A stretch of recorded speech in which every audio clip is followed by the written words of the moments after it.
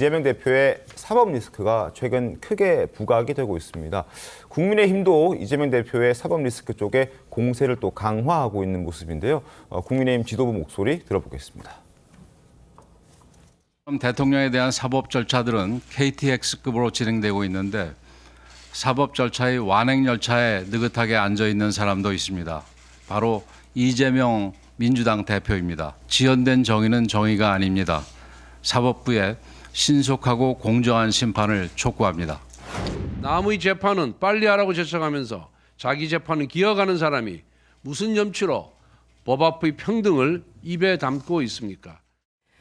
네, 그러니까 여당 주장은 민주당 이재명 대표의 재판도 윤석열 대통령의 헌재 심판처럼 똑같이 빨리 하라 이런 주장인 겁니다. 그런데 권영세 비대위원장이 얘기했던 이 지연된 정의, 민주당에서도 똑같은 말이 나왔습니다.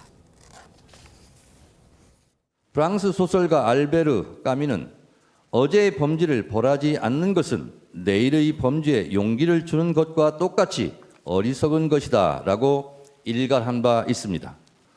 아울러 지연된 정의는 정의가 아닙니다.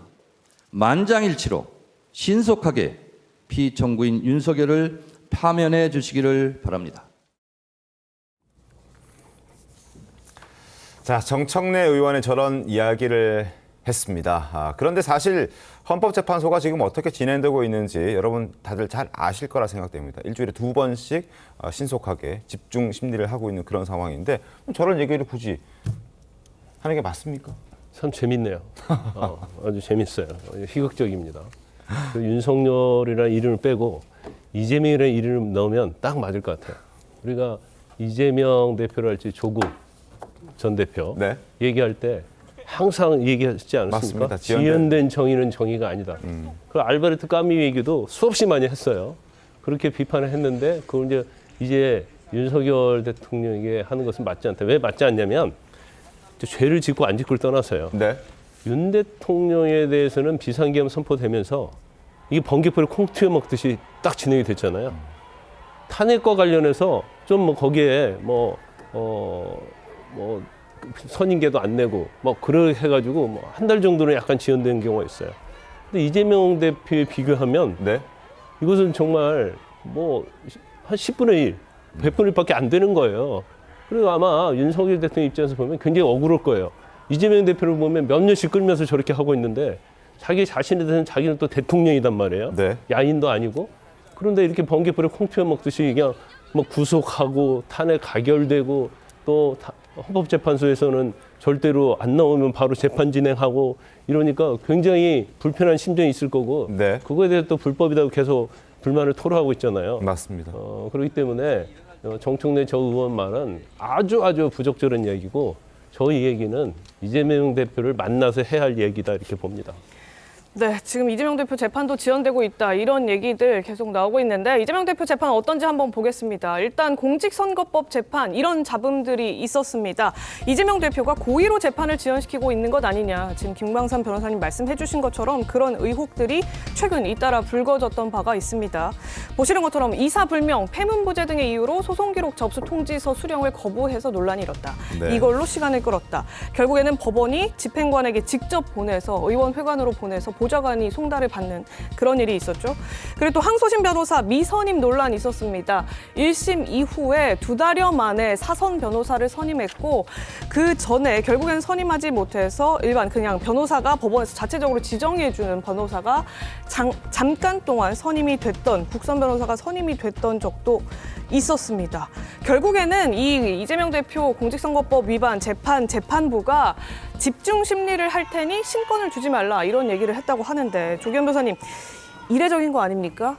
중요 사건에서는 가끔 있는 일입니다. 근데 저는 계속해서 이재명 대표 재판 문제하고 지금 윤석열 대통령의 내란 사건을 동일선상에서 비교하는 건 너무 불공정하고 말도 안 된다고 보고요.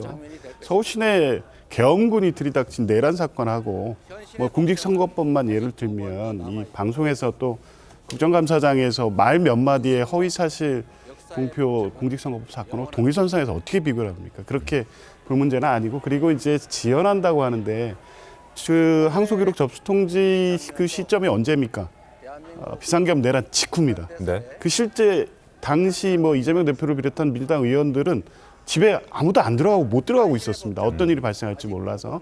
그 과정에서 한 2차례 정도 송달이 지연된 것뿐 그 이후에 모든 절차는 정상적으로 진행되고 있습니다. 국선 변호인 뭐 선임이 임시적으로 있었는데 이후에 항소기록 접수 통지 이후 항소 이유서 제출 기한 직전에 변호인 선임해서 항소 이유서 제출이 됐고 그래서 그 이후에 이제 항소심 재판 일정이 잡혔고 또 항소심 재판부는 뭐 현 대법원장이 신속한 재판 원칙을 강조한 이후에 저렇게 신속하게 진행하겠다는 거 아닙니까? 물론 그렇다고 해서 저기 뭐 지정한 3월 12일 그러니까 신권 배당을 하지 않겠다는 3월 12일 내에 재판이 무조건 끝내겠다 이런 의사는 아닐 겁니다. 아닐 것이다. 집중해서 심리를 하기 위해서인 거고 그리고 뭐 저 재판부가 이재명 대표의 공직선거법 재판 사건만 하겠다는 게 아니라 이미 배당된 다른 사건들도 있고 예. 또 이재명 대표의 또 이 다른 사건의 공판 일정도 있기 때문에 가능한 신속하게 집중 심리를 하겠다는 의지를 보인 건 분명하지만 네. 3월 12일에 재판이 끝난다는 것도 아닙니다. 근데 뭐 어쨌든 절차대로 다 진행이 되고 있는 겁니다. 지연된 거 없고요. 이재명 대표 입장에서도 지연시키면서 뭐 대선 일정을 고려한 그런 것 본인 의지대로 되지도 않습니다. 재판부가 저렇게 나오고 있는데요. 그러니까 재판 지연 전략을 자꾸 연계시키면서 이게 이재명 대표에 대한 공격 또 대선 전략인 것처럼 비판하는 것은 뭐 동의하기 어렵죠. 알겠습니다.